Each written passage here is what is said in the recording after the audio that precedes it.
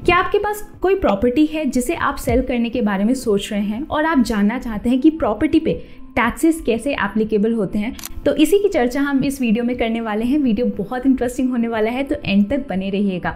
नमस्कार, मैं हूँ प्रिया। स्वागत है आपका इन्वेस्टिंग डन राइट में। अगर आपको ये वीडियो पसंद आए तो वीडियो को लाइक करना ना भूलें, और अगर आप चैनल को सब्सक्राइब करते हैं तो आपको नए वीडियोस की नोटिफिकेशंस आती रहेगी। इंडिया में हम प्रॉपर्टी को जब भी सेल करते हैं तो वो कैपिटल एसेट की कैटेगरी में आता है, और कैपिटल एसेट पे जो भी प्रॉफिट होता है वो दो कैटेगरीज में डिवाइड होता है, short term capital gain and long term capital gain. अगर आप किसी प्रॉपर्टी को विद इन 24 मंथ्स मतलब 2 इयर्स में बेच देते हैं तो उस केस में वो शॉर्ट टर्म कैपिटल गेन की कैटेगरी में आ जाता है। उस पर जो टैक्सेस लगते हैं वो short term capital gain taxes लगते हैं। इसी तरीके से अगर आप 24 मंथ्स के बाद में बेचते हैं तो उस केस में वो लॉन्ग टर्म की कैटेगरी में आ जाता है, और उस पर टैक्सेस जो लगते हैं वो LTCG लगते हैं, मतलब long term capital gain taxes. Tax rates कैसे वर्क करता है? शॉर्ट टर्म की कैटेगरी में आपका जो भी इनकम टैक्स स्लैब है उसके हिसाब से आपको टैक्सेस पे करने होंगे।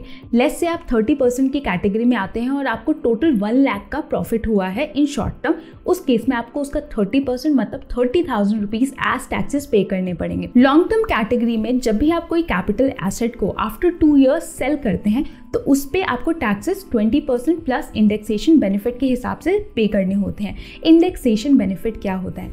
महंगाई के हिसाब से महंगाई की जो भी मार उस कैपिटल एसेट पर हुई है वो एडजस्ट किया जाता है एक इंडेक्स के हिसाब से, और उस पे कैलकुलेट करके देखा जाता है कि एक्चुअल में कैपिटल गेन कितने का हुआ है। हो सकता है आपने कोई प्रॉपर्टी 5 लाख की खरीदी और उसको 10 साल के बाद 10 लाख में सेल की। आपको ऐसा लगेगा कि यहाँ पे कैपिटल गेन तो 5 लाख का हुआ है, लेकिन उस 10 साल में महंगाई भी तो बढ़ी है, तो उस 10 लाख की वैल्यू जो है वो डिमिनिश हुई होगी। तो उसको कैलकुलेट किया जाता है एक इंडेक्स के हिसाब से, और फिर एक्चुअल में वैल्यू निकाली जाती है कि कैपिटल गेन कितना हुआ है, और उसके हिसाब से आपको 20% टैक्सेस पे करने होते हैं। अगर हम टैक्स एग्जेम्पशन की बात कर ले कैपिटल गेन एसेट्स पे, तो लॉन्ग टर्म में ही आपको कैपिटल गेन्स पर एग्जेम्पशंस मिलते हैं, शॉर्ट टर्म में बहुत ही लिमिटेड तरीके से मिलते हैं। अगर आप एक इंडिविजुअल हैं जिनकी एज 60 ईयर से कम है और आपकी टोटल इनकम 2.5 लाख है, उस केस में आपको कोई भी टैक्सेस पे नहीं करने पड़ेंगे। अगर आप एक सीनियर सिटीजन हैं जिनकी एज 60 ईयर से अबव है और उनकी जो टोटल इनकम है including these capital gains also, अगर वो 3 लाख से कम है, उस केस में आपको कोई टैक्सेस पे नहीं करने पड़ेंगे। तो शॉर्ट टर्म के केस में आपको बहुत ही लिमिटेड एग्जेम्पशन मिलते हैं, लेकिन लॉन्ग टर्म के केस में बहुत सारे बेनिफिट्स अवेलेबल हैं, और हम समझने का कोशिश करते हैं कि टैक्सेस कैसे वर्क करते हैं लॉन्ग टर्म के केस में। इससे पहले कि हम लॉन्ग टर्म में कैलकुलेट करें कि किस तरीके से आपको टैक्सेस पे करने होते हैं, क्विकली शॉर्ट टर्म के केस में देख लेते हैं कि यहाँ पर टैक्सेस कैसे कैलकुलेट होते हैं। शॉर्ट टर्म कैपिटल गेन्स निकालने के लिए सबसे पहले हमें देखना होता है कि उस प्रॉपर्टी की फुल वैल्यू कंसिडरेशन कितनी है, मतलब वो प्रॉपर्टी कितने वैल्यू पे सेल हो रहा है। उसके बाद जो भी एक्सपेंसेस होंगे, जैसे कि कोई अगर ब्रोकरेज है या डॉक्यूमेंटेशन का अमाउंट है, उसको माइनस करेंगे, और फिर माइनस करेंगे कॉस्ट ऑफ एक्विजिशन, जो भी वैल्यू पर हमने वो प्रॉपर्टी खरीदी थी वो कितनी थी। तो ये माइनस करने के बाद हमारा जो वैल्यू आएगा वो होगा कैपिटल गेन्स। इसको एक एग्जांपल से समझ लेते हैं। लेस से कोई वैल्यू है जिसका सेल कंसिडरेशन मतलब वो बिकने वाली है 25 लाख रुपीस में, उस पे जो ट्रांसफर एक्सपेंस आया है 50,000 का, और उसका नेट सेल कंसिडरेशन कितना हो गया 24,50,000 रुपीज। ये प्रॉपर्टी जब आपने परचेज की थी तो उस समय उसकी वैल्यू थी 20 लाख रुपीज, और इस पे आपने कुछ इंटीरियर का वर्क करवाया था, वो अप्रॉक्सीमेटली था which comes under cost of improvement, जो कि था 2 लाख रुपीज़। तो शॉर्ट टर्म कैपिटल गेन कितना हो गया? इन सबको माइनस करने के बाद में बचते हैं 2,50,000 रुपीज़। लेट्स से आप 30% के टैक्स स्लैब में फॉल करते हैं, तो उस केस में आपको 30% के हिसाब से इस 2,50,000 रुपीज़ के अमाउंट पे टैक्सेस पे करने होंगे, जो कि बनता है 75,000 रुपीज़। तो आपकी टोटल टैक्स लायबिलिटी इस सिनेरियो में हो जाती है 75,000 रुपीज़ की। अब हम समझते हैं कि लॉन्ग टर्म कैपिटल गेन्स कैसे कैलकुलेट होते हैं। इसका एक सिंपल सा फॉर्मूला होता है, उसको पहले डिस्कस कर लेते हैं। उस वैल्यू को जितने भी आप करंट प्राइस पे बेचने वाले हैं उसमें से माइनस करेंगे कोई भी एक्सपेंसेस हुए हैं because of transfer, cost of acquisition क्या थी, मतलब आपने उस प्रॉपर्टी किस वैल्यू पे खरीदी थी, फिर उसका इंडेक्स कॉस्ट ऑफ इम्प्रूवमेंट क्या है, और फिर कोई भी एक्सपेंसेस जो कि आपको उस फुल वैल्यू में से डिडक्ट करनी है, वो सारी डिडक्ट करने के बाद में आपके पास जो भी गेन बचेगा वो होगा लॉन्ग टर्म कैपिटल गेन। अब एक एग्जांपल से इसे समझने का कोशिश करते हैं। लेट्स से आप कोई प्रॉपर्टी है जिसको 80 लाख रुपीस में बेचने वाले हैं, उस पर जो कॉस्ट ऑफ ट्रांसफर आया है वो आया है 1 लाख रुपीस, तो नेट सेल कंसिडरेशन कितना हो गया 79 लाख रुपीस। अब इसमें से हमने बात की थी कि इसके एक्चुअल कॉस्ट को हमें निकालना है, वो कैसे निकालेंगे, वहां पर ही आता है इंडेक्सेशन बेनिफिट। महंगाई की मार उस प्रॉपर्टी की वैल्यू पे कितनी पड़ी है वो निकाल कर देखते हैं और उससे ही हमें पता लगेगा कि हमें एक्चुअल में कितना प्रॉफिट हुआ है। लेट्स से आप जो ये प्रॉपर्टी 80 लाख रुपीस में 2023-24 में बेच रहे हैं, उसको आपने परचेज किया था 2006 में at the cost price of 25 lakh rupees. हर एक साल का एक कॉस्ट इन्फ्लेशन इंडेक्स होता है जिसके बेसिस पे हमें कैलकुलेट करना होता है कि अभी करंट ईयर में उसकी एक्चुअल में क्या वैल्यू है। तो आपको ये गवर्नमेंट की वेबसाइट पर दिख जाएगा कि कॉस्ट इन्फ्लेशन इंडेक्स हर साल का क्या क्या था। तो CII फॉर 2006-2007 जो था वो था 122, CII फॉर फाइनेंशियल ईयर 2023-24 है 348।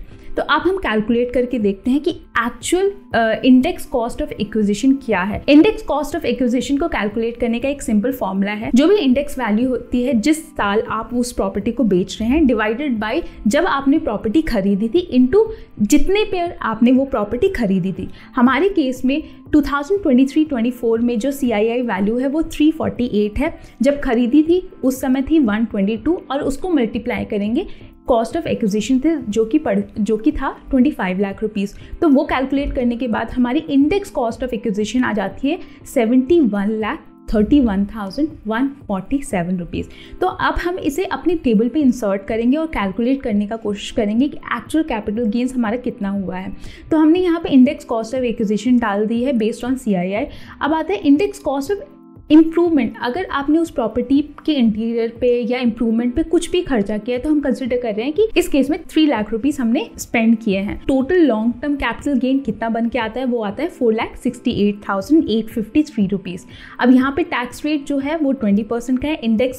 इंडेक्सेशन बेनिफिट ऑलरेडी हम अप्लाई कर चुके हैं, तो हमारी टोटल टैक्स लाइबिलिटी बन जाती है 93,770 रुपीज़। तो ये एक बेनिफिट है जो कि लॉन्ग टर्म कैपिटल गेन में मिल जाता है आपको। इसी वजह से अगर आप प्रॉपर्टी को होल्ड कर सकते हैं फॉर अप टू 2 इयर्स तो उस केस में हमें होल्ड करना चाहिए ताकि हमारी टैक्स लाइबिलिटी कम से कम हो जाए। ये हमने कंसिडर किया था कैपिटल गेन्स के केस में। लेकिन मान लीजिए अगर आपको कैपिटल लॉस होता है, आपका जो भी कॉस्ट ऑफ एक्विजिशन था, आपने जितने भी प्रॉपर्टी खरीदी थी और जितने भी बेची है, बेचने वाली वैल्यू कम है, तो उस केस में आपको लॉस हो जाता है। तो उस केस में आप उस लॉस को क्या कर सकते हैं, उस केस में आप उस लॉस को कैरी फॉरवर्ड कर सकते हैं, मतलब ऑफसेट कर सकते हैं किसी भी कैपिटल गेन से। लेट्स से आपको इस साल में 50,000 का कैपिटल लॉस हुआ, लेकिन नेक्स्ट ईयर आपको 50,000 का कैपिटल गेन हो गया, तो आप इस 50,000 की वैल्यू को कैरी फॉरवर्ड कर सकते हैं। नेक्स्ट ईयर उस 50,000 के गेन से